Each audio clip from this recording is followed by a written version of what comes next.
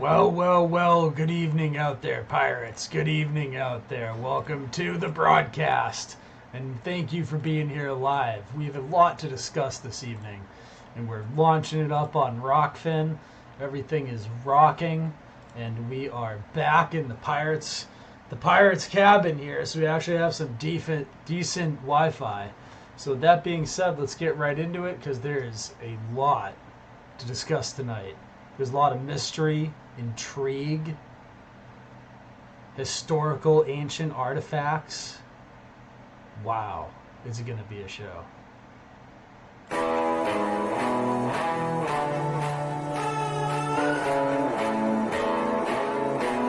mean, and we're taking things that are, genetically modified organisms, and we're injecting them in little kids' arms. We just shoot them right into the vein.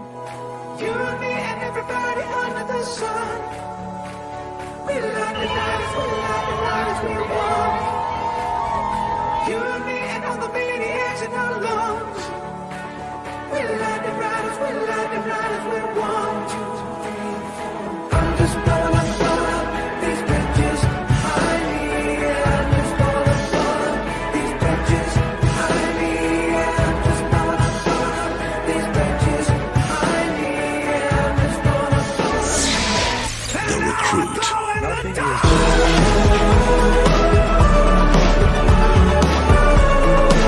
The CIA members glow in the dark. You can see them if you're driving. You just run them over. That's what you do. Fucking CIA member.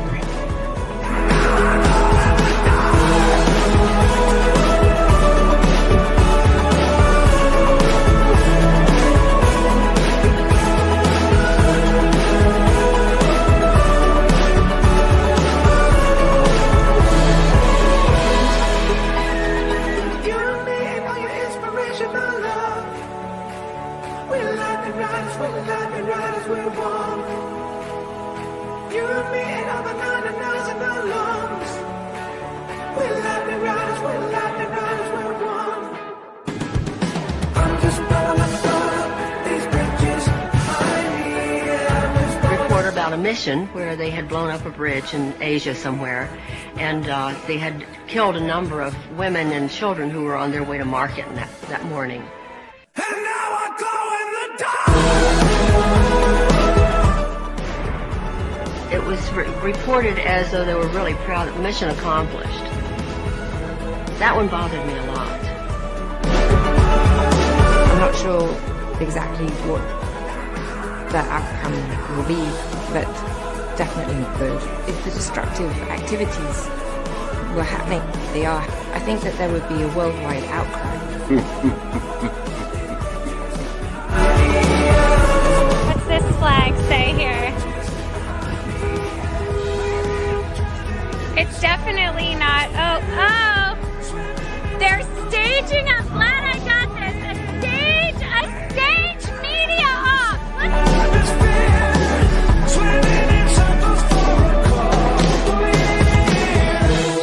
People are sick, but they don't have to stay sick. They are killing them. They are not helping them.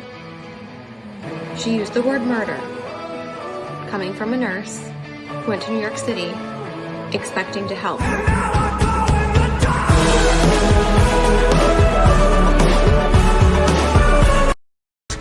Skull and Bones. Accept or reject? Accept.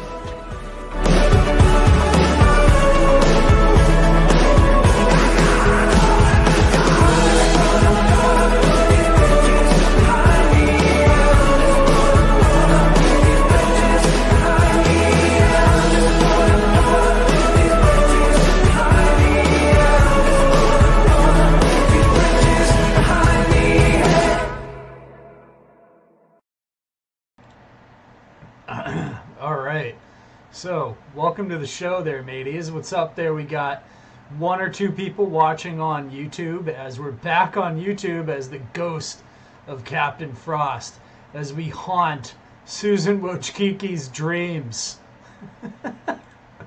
Well, I gotta fix the background thing on this one. Resized on me.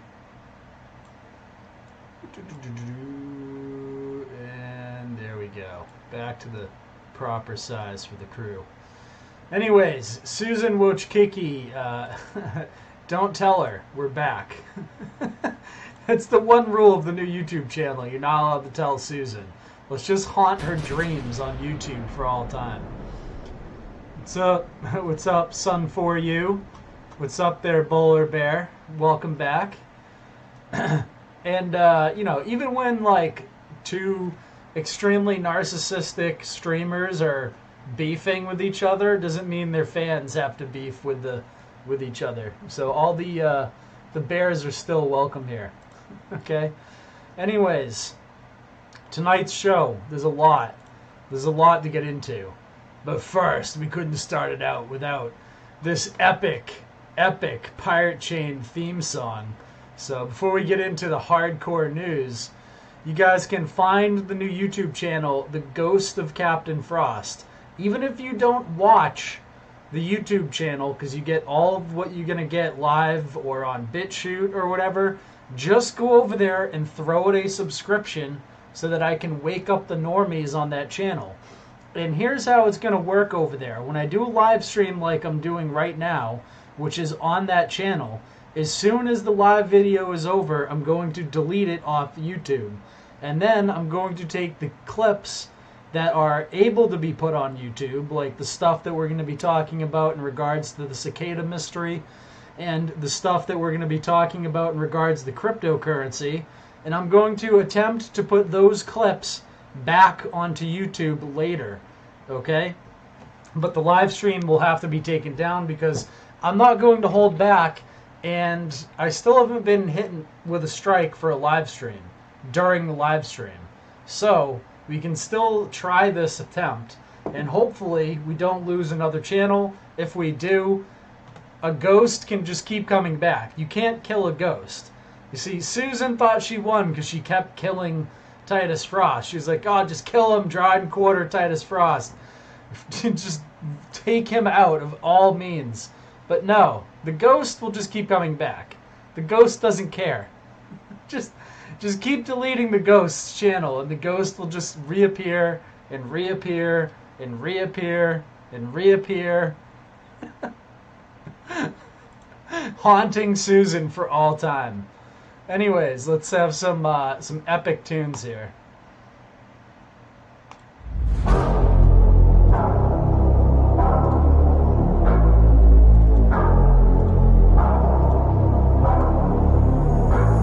There once was a ship that put to sea, and the name of the ship was Privacy. The winds blew hard and fear dipped down below me, crypto boys blow. Soon may the pirate chain come to bring us crypto golden rum. One day when the system is done, we'll take our treasure and go. She'd not been but 2 years from shore when her value it began to soar. The captain called all hands and swore he'd take those bankers in tow. Soon may the pirate chain come to bring us crypto golden rum. One day when the system is done, we'll take our treasure and go.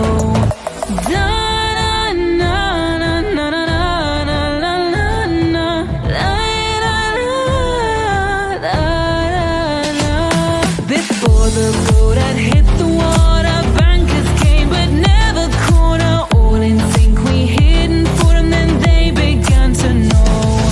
Soon may the pirate chain come to bring us crypto golden rum. One day when the system is done, we'll take our treasure and go. No chain was cut, no block was freed, and the captain's mind was not on greed, but he belonged to the pirates' greed and took those bankers in tow. Soon may the pirate chain come to bring us crypto golden rum. One day when the system is done, we'll take our treasure and go.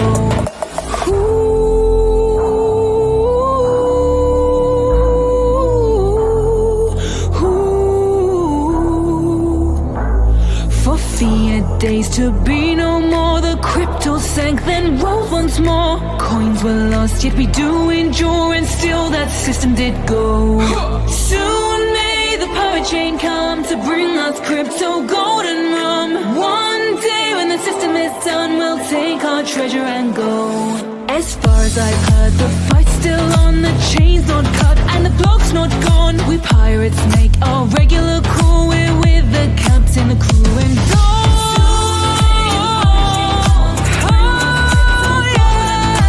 one day when the system is done, we'll take our treasure and go. Soon may the pirate chain come to bring us crypto, gold, and rum. One day when the system is done, we'll take our treasure and go.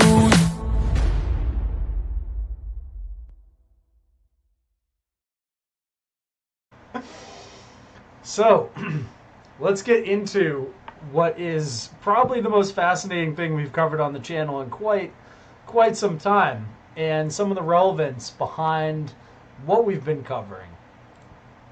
And I've been putting out all types of stuff for you guys. I just put out a new video right before the show on the YouTube channel, so it's still exclusively on the YouTube channel as we try to rebuild it, and I'll put it up on BitChute, and I'll put it up on Rockfin soon. So it'll be on those two as well, because those are also like the big replay places. If DLive had an upload thing where I could upload videos to DLive, I would do that there as well. But to like view uploads, you have to go to YouTube basically, or BitChute. Anyways, Hitler, the Ghent Alter-piece, and the Holy Grail. 1934, the night in which one of the 12 panels of Jan van Eyck's, I've been told that I'm not pronouncing it correctly, so we'll get to that in a little bit. Until then, we'll do it this way. So I forgot how I was, but like, I think I'm saying it right, but we'll just read it again a little bit. I have to read it again. 12 panels of Jan van Eyck's famous Adoration of the Mystic Lamb, more commonly known as the Ghent Alter-piece, was stolen from Ghent, Belgium's St. Bavo Cathedral. This said oil painting is believed to be one of the most influential painting ever made throughout history. Unarguably is also the most stolen piece of artwork, burglarized a few times. Some of its panels or its entire piece itself, which is quite an accomplishment since the whole 12-panel piece is as big as a barn door. Most importantly, the Ghent Alter-piece was the Nazis' most wanted art piece. Hitler was a very desirous in getting it as well, and his second command, Hermann Göring. In fact, the two Nazi chiefs raced one another on who could get the altarpiece first. The ERR, which I'm not even going to attempt to pronounce, very German sounding, task force, got it first for Hitler from where it was placed by the Belgian government for safekeeping in Chateau de Pau, or Pa, a manor located in southern France. An ambassador from Göring stole it for Luftwaffe head and placed it, that would be the Air Force, placed it among the items in the huge collection of stolen artworks, which numbered to be about 7,000. There's a 7 number there. And were placed in his country estate on the outskirts of Berlin. When this news reached Hitler, his men short-stopped the altarpiece and sent it to Castle Neuschwanstein in Bavaria for restoration after it was ultimately shipped off to a salt mine in Austrian Alps near Altaussee, the hiding place of over 12,000 art pieces taken from European countries occupied by the Nazis. They are meant to be showcased in Hitler's planned super museum, a city-sized exhibit edifice meant to display every valuable artwork found within the world's four corners. The Ghent Alter-piece was finally rescued, among with it other art pieces, though the combined attempt of a number of Austrian miners, along with 2 monuments men, Robert Posey and Lincoln Kirsten, found out to hoard the Altaussee because of the random toothache that led them to an SS officer who was an art historian as in hiding the war in favor of the Allies.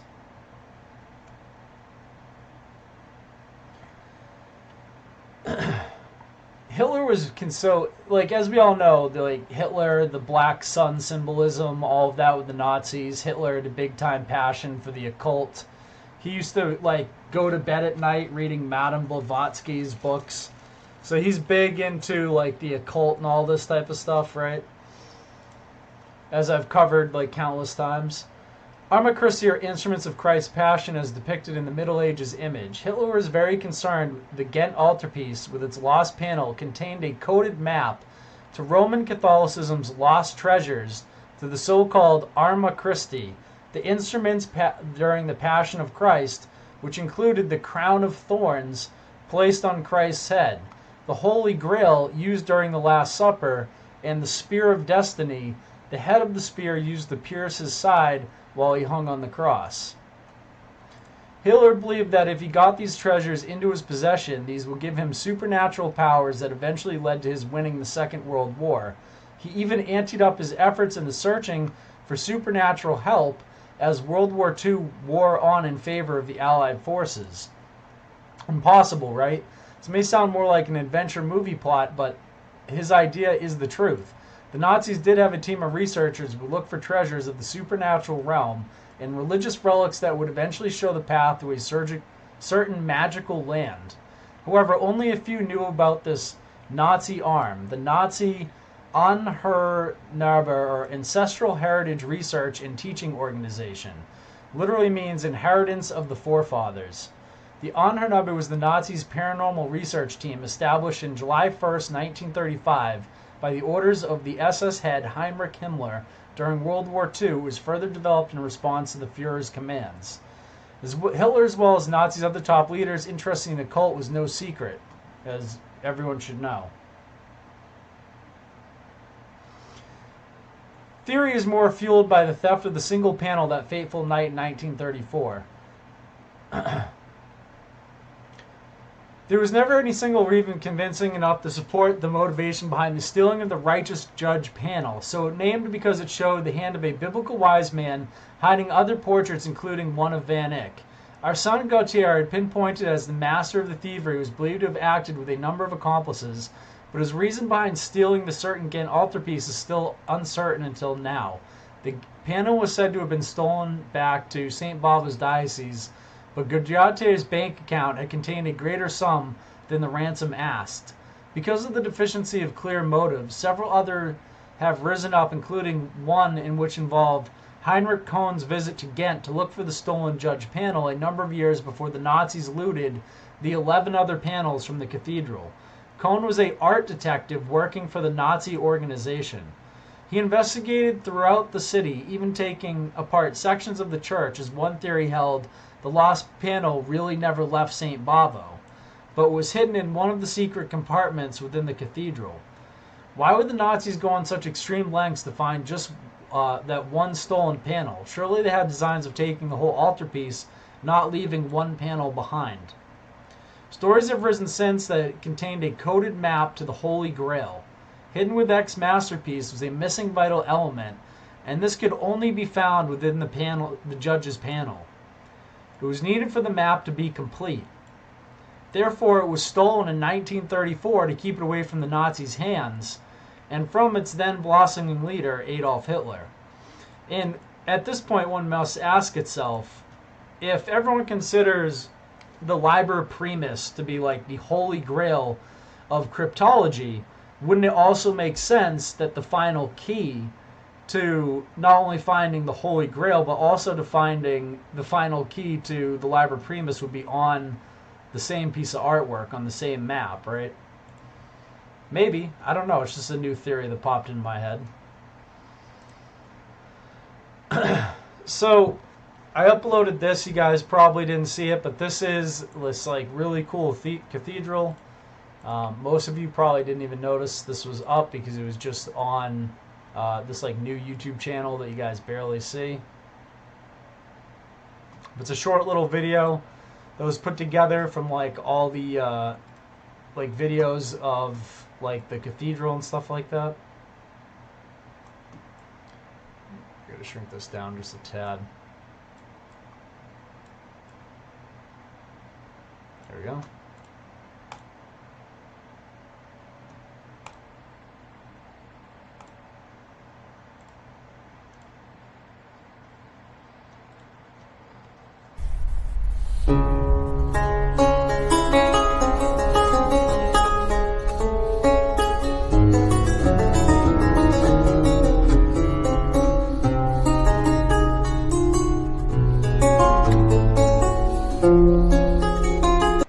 keep in mind, like, all these things, like the height of the building. So, like, 89 meters tall, which is a prime number. And all these things, like...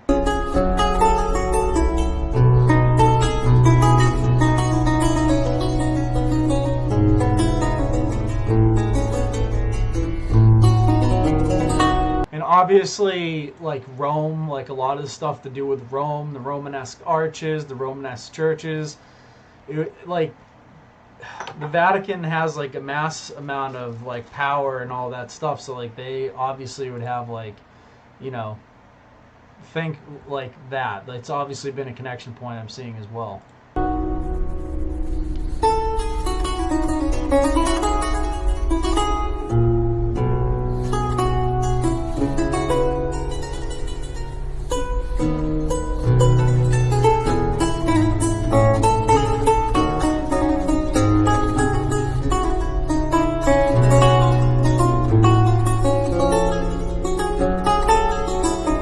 I think somewhere in here is probably a coded clue to where this tunnel I'll show you guys in a little bit is. So somewhere in here, look for like a clue with this high-def video I've put up to find the tunnel somehow that I'll show you guys in a little bit.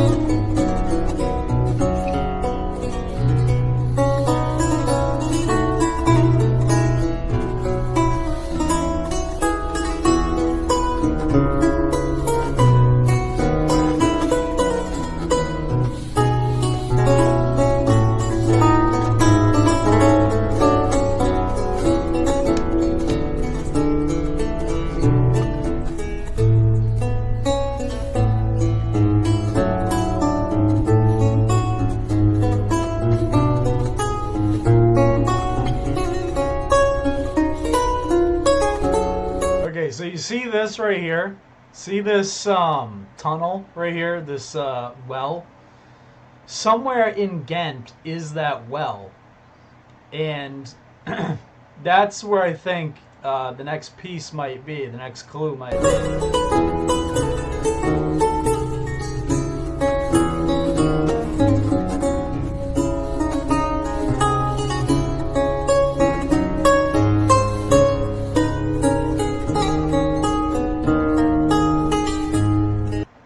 Okay, very important to find the location of that well somehow.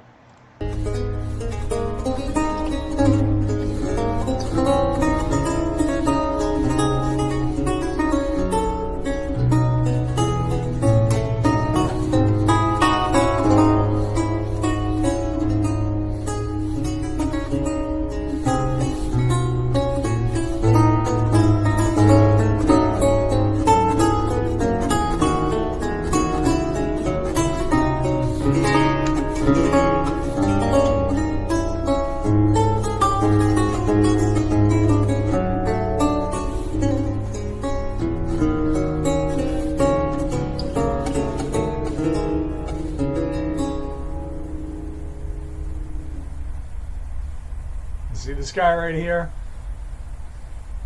This dude, this man, a wealthy merchant named Yodakas Vid, has been identified as the patron of the Ghent Alter-piece, and I think he's also the one who paid for the construction of the well.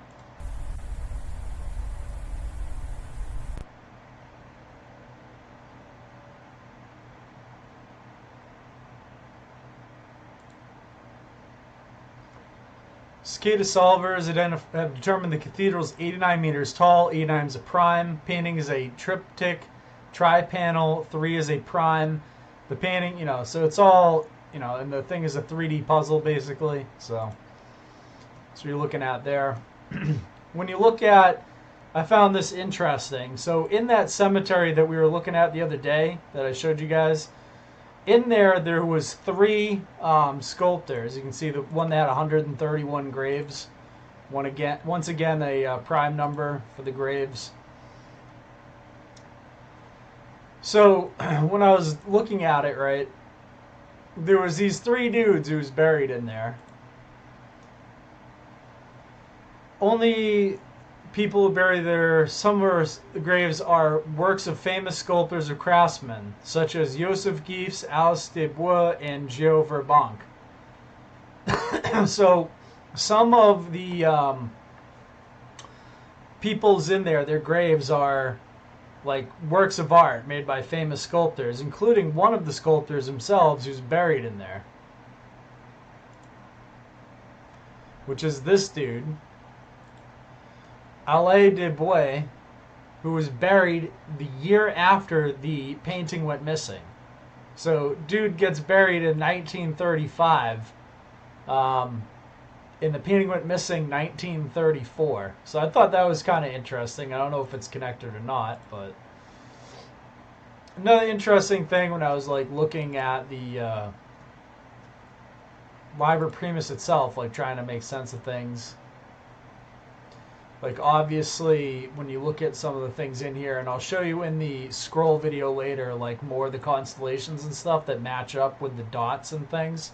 So you see, like when you look at it, like it's obviously a pretty advanced cryptology to say the least. Like, it's a little bit harder than your average, like, crossword puzzle, right? So like obviously some of these dots were constellations. Like you can just see, like looking at them, that clearly the 3 on the right were obviously Orion's belt. Like, because you look at it and you compare, like, the thing in the famous Leonardo da Vinci painting that he put in there. And everyone's like, oh, that's a mistake. No, Leonardo da Vinci didn't make, like, mistakes. Okay? It's obviously depicting this. Same thing. Just on a 3-dimensional object. From a different angle, right? So the question is, what are those other 2 dots? And you can see TS the dude tweeted this out here. Leonardo's stellated octahedron, right?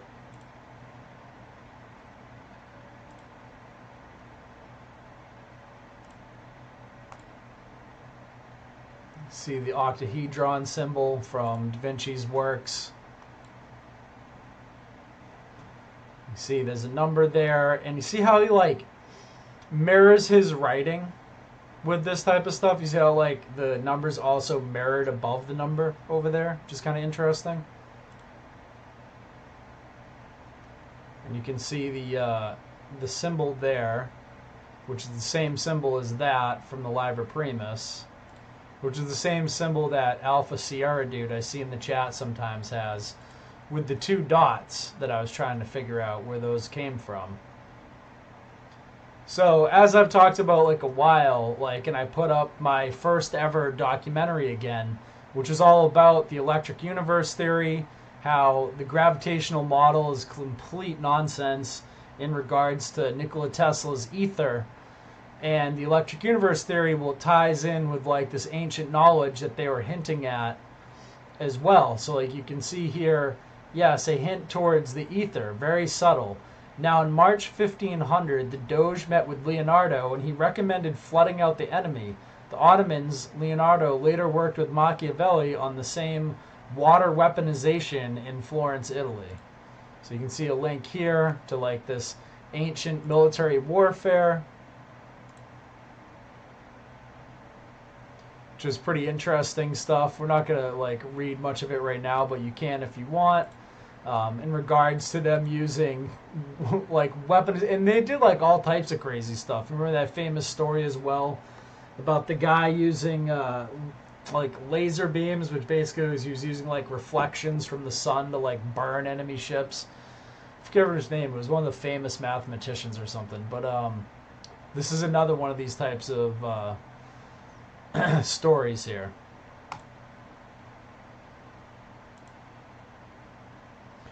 And then I was looking at the square. So you have here 152, right? These clues have baffled treasure hunters for 84 years, but now seems that the riddle has been solved. Engineer Gino Marcal announced last week that he determined the last painting to have been buried under the Kallenberg Square in the center of Ghent.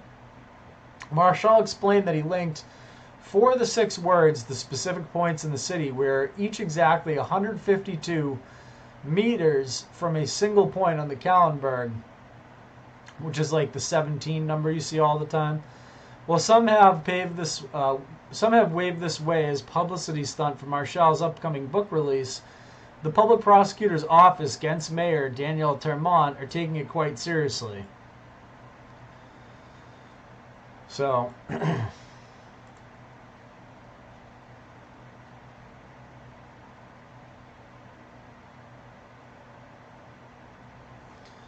you can see this guy here is the guy who funded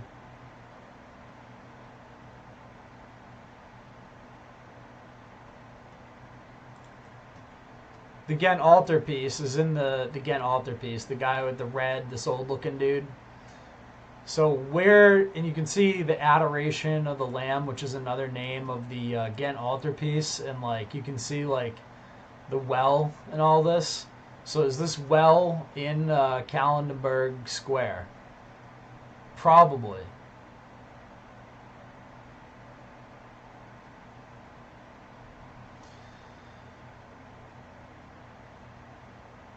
And, you know, this guy, Real Les Proctor, says on Twitter, because people are like, oh my god, how is he getting so many views on these videos about this stuff? Because people are interested in this and they're trying to solve the puzzle. So obviously there's like lots of people watching the replays on this, which is how the videos are getting so many views despite me not having many subscribers. That's how that works.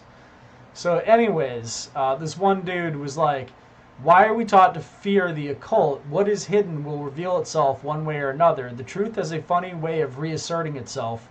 Fascinating Cicada 330 treasure hunt with Captain Titus Frost, this time Ghent, Belgium, and a lost masterpiece. Which is right. Like, it is a fascinating treasure hunt with all these guys. Like, we're all working together to solve this. So, like, there's nothing like hidden that will reveal itself. As I've said since the beginning of this, it's a group of people trying to solve this. Everyone's working together. There is nothing hidden. We're all trying to figure out where this thing went. Because it's really kind of fascinating to try to find a piece of artwork that might have a map on it that would lead to something like the Holy Grail. That's not interesting to you? Okay? You don't think you should work with other people to solve that? Okay. Anyways, so this was found here. Very interesting. Perhaps start looking for old tunnels like these in Wales. Ghent was wealthy from the clothing industry. And, saying that we all took a look at this, so with new eyes. And, like, the more people that look at it with new eyes. And the other thing is, like, the guy makes the point about why are we taught to fear the occult? The Bible says do not fear 365 times. So what are you scared of looking into? I see all these people are like, oh my god, this cicada stuff is like obviously the occult. Like, okay, then just pray extra to Jesus that night after looking into this stuff. I don't know what to tell you. But it's still fascinating to me to look into this stuff, and I don't fear anything because I have faith in God. So, Nothing, no piece of information is going to change that. Very interesting. Perhaps start looking for old tunnels like these in Wales. So, power technicians discover secret medieval tunnel under footpath in Wales. I can't look at Jack Posobiec stuff, Drunken Baked, because he blocked me on Twitter. So if I pull that up while signed in on Twitter, I won't be able to see it. If you go and archive that on archive.is, then I can look at it. But if it's a video or something, I won't be able to play it. So just keep that in mind. He blocked me a while ago. So power technicians discover secret medieval tunnel under footpath in Wales. There is no record of the tunnel ever being built. And like, I've been through some of these tunnels in like Scotland, per se. And like, there's massive like underground tunnels and stuff like that that are probably not recorded in all these cities. Remember during the Pie Fence thing, we were talking about the underground tunnels that were discovered by the Smithsonian? So, you never know like what you're going to dig up. But I would guess that somewhere in Ghent, in downtown Ghent, which is a extremely old city, that there are tunnel systems that people don't know about yet. You know, and just finding that itself would be an archaeological find worthwhile investigating if people can dig up the information. And probably need people like looking for things online and then figuring out tips, and then we can all work on trying to get someone down there to look, right? So let's keep that in mind. Like, look for these types of stories. I also thought this was interesting. This bell in this this thing here. So if you take it, this is the St. Bavo Cathedral, right? And inside of it, there's a big, obviously a bell, which is referencing Saturn. But on top of it is this thing, the copper dragon. Talking about an occult symbol right there, right? Construction history. Construction of the tower began in 1313, of all years, after a design by master mason Jan van Halst. His plans are still preserved in the Ghent City Museum. Ding, ding, ding, ding, ding. After continuing intermittently, because I'm sure that's not available online, so you'd have to go down there and get a copy of his plans for this St. Bavo Cathedral, which might include like some stuff that no one realized, you know, when it got changed later. After continuing intermittently through wars, plagues, and political turmoil, the work reached completion in 1380. It was near the end of this period that the Gilded Dragon, brought from Bruges, assumed its place atop the tower. The uppermost parts of the building have been rebuilt several times to accommodate the growing number of bells. The local architect, Leuven Krul, made a design for the Baroque spire in 1684. The design was not implemented, and in 1771 the Campanile was finished. With a spire after a design by architect Lois Kind, a neo-Gothic spire of cast iron was placed on the tower in 1851. The iron spire was demolished between 1911 and 1913, replaced by the current stone spire. The works were carried out under the direction of Valentin Verwyck, whose designs were inspired by the original design from the 14th century. So you can see it's been like destroyed, rebuilt, all this. That's why the original plans might be kind of interesting.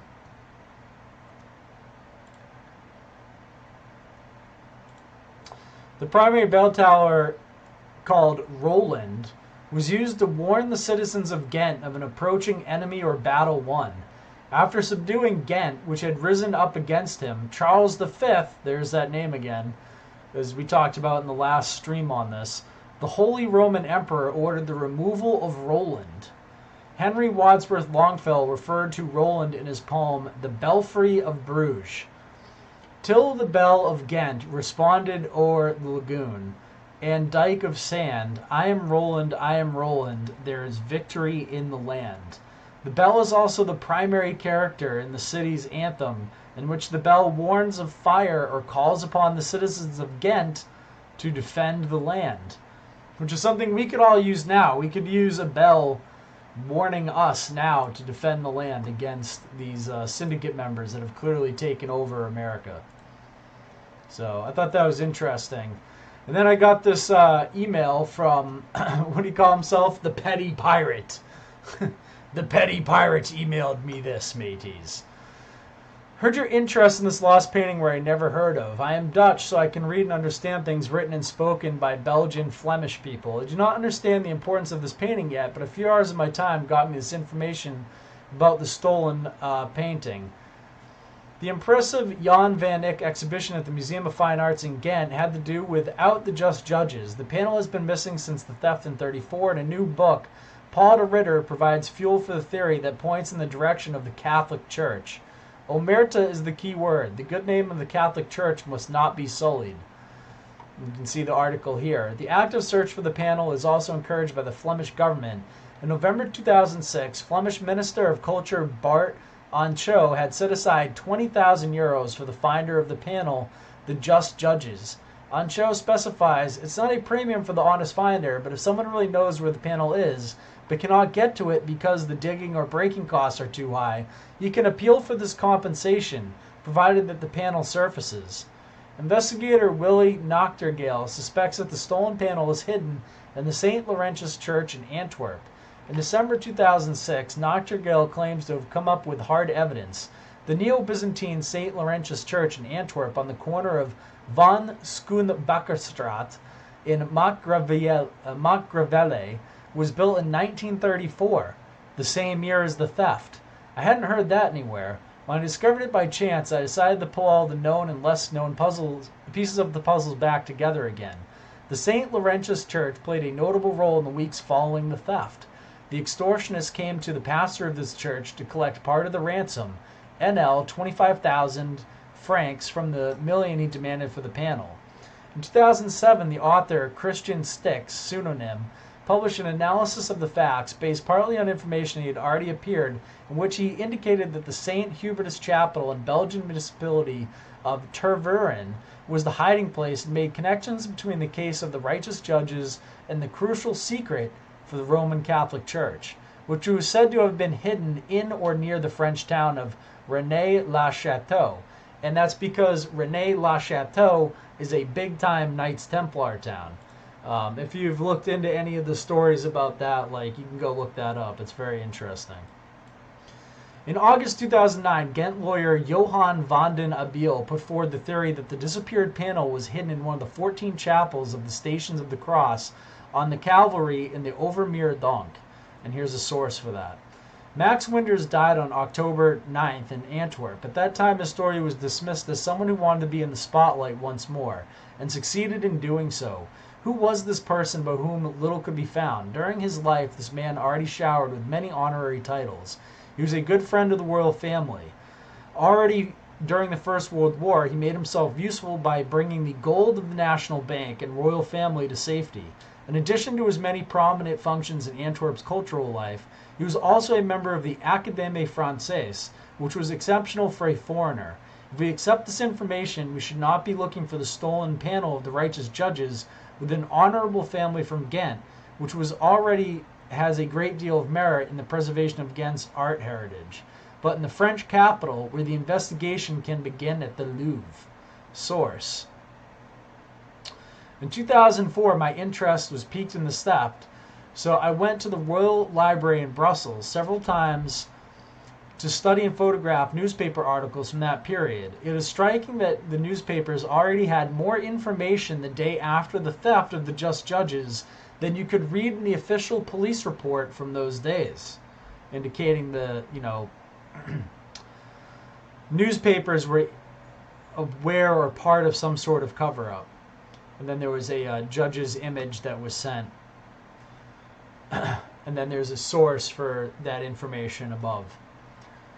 And now here, I just uploaded this video here, which is like a scrolling video with a bunch of information for you guys. And then we will get on to the rest of the show. But this is like a really cool scrolling video that was put together with a bunch of this information. So it's about 7 minutes long, which gives me enough time to grab a cup of coffee. Then we'll get into the rest of the show.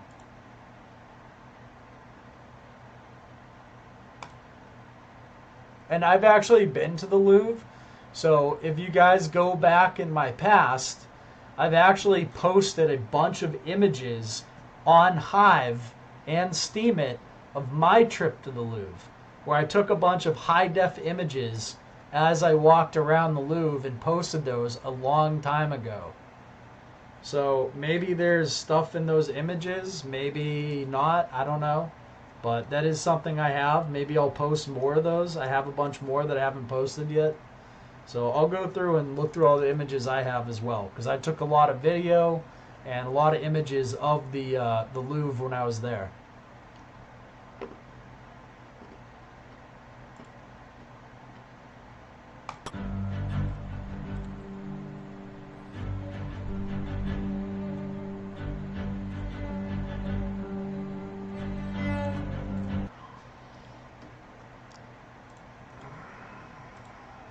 Alright, I'm going to fix the size real quick. Hold on. Just get it a little bit bigger. There you go. So here you go, guys. More clues for you.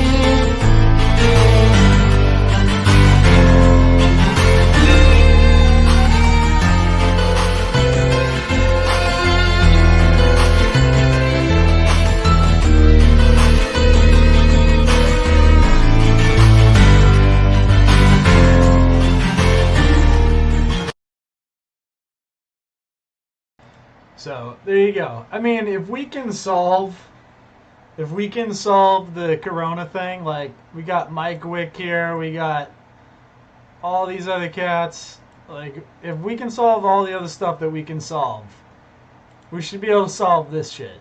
Okay? Like we're pretty good. Our little pirate crew here is pretty good at solving mysteries. Okay? So I leave it as a challenge, not only to myself but all you. Can we figure this out? I'm pretty sure we can. Okay? So we'll see if we can or not. I don't know. But I have a feeling that we're at least gonna try. So why not? It's another internet mystery that we'll see if we can't solve or not. Who knows? One of these things that I do find kind of interesting about this stuff when you look into the past. So now this will end the